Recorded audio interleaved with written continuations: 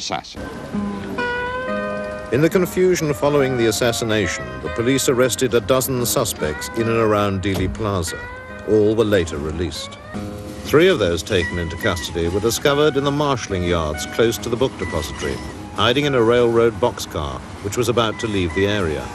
No official record exists of who they were or what they were doing, yet their arrest was widely photographed by the press. They have become known as the 3 tramps. It was determined in late 1970s and early 1980s that one of the 3 tramps, the taller of the 3, bore a striking resemblance to a man by the name of Charles V. Harrelson, who was convicted of killing a federal judge in San Antonio, Texas. A man who claims to have killed at least 5 people previously, has been tried for some of those, and a man who has all of the right connections. Charles Harrelson is one of America's most notorious criminals.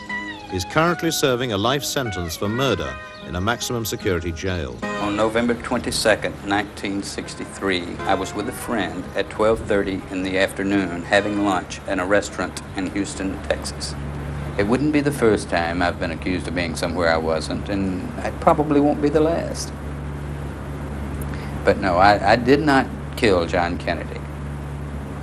He's connected to organized crime figures, the Dallas Underworld, Santos Trafficante, Carlos Marcello, R.D. Matthews, considered the strong-arm man in Dallas in 1963, and Ruby claimed that he was his best friend. So you have all of these connections, and though they don't say specifically, hey, Charles Harrelson is guilty of participating in the murder of the President Kennedy, but there is significant evidence that would make, I think, any investigator want to look at Mr. Harrelson very, very closely. That is a photograph of one of 3 so-called tramps who were apprehended and then mysteriously disappeared on the day of the Kennedy assassination. And the fellow was, I'm told, at one time positively identified as myself, which is ludicrous if you look at the man. I was 25 the day Kennedy was assassinated, and I would say that gentleman is probably in his mid to late 30s at the very least. But the facial structures isn't even close. Mr. Harrelson's photograph was given along with the tall tramp photographs to forensic anthropologists, 2 independent bodies or people, and they came back with a report that there was a 90 to 95% probability that the photograph of the tall tramp arrested in connection with the president's killing and Charles V. Harrelson arrested for the death of a federal judge were one and the same. Now that's amazing, isn't it? I would say that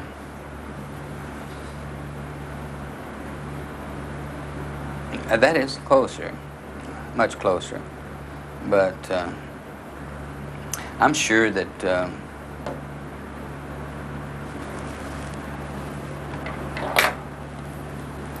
here again, the person is probably in his 30s, and the brow ridge isn't the same here, but it does look it looks a lot more like me, I would say, this view than does the other. Are they the same person? Yeah. Big Bird? Yes. It's amazing. But no, I don't know the gentleman, and I never did know. Everyone who was involved in that thing has been eliminated. Had I been involved in it, I would have been killed. Had I been approached to be involved in it, I would have laughed. Because it's obviously a case of immolation. You're going to destroy yourself by doing something like that, because the agency involved in carrying out this assassination cannot have someone with first-hand information regarding the assassination. No way.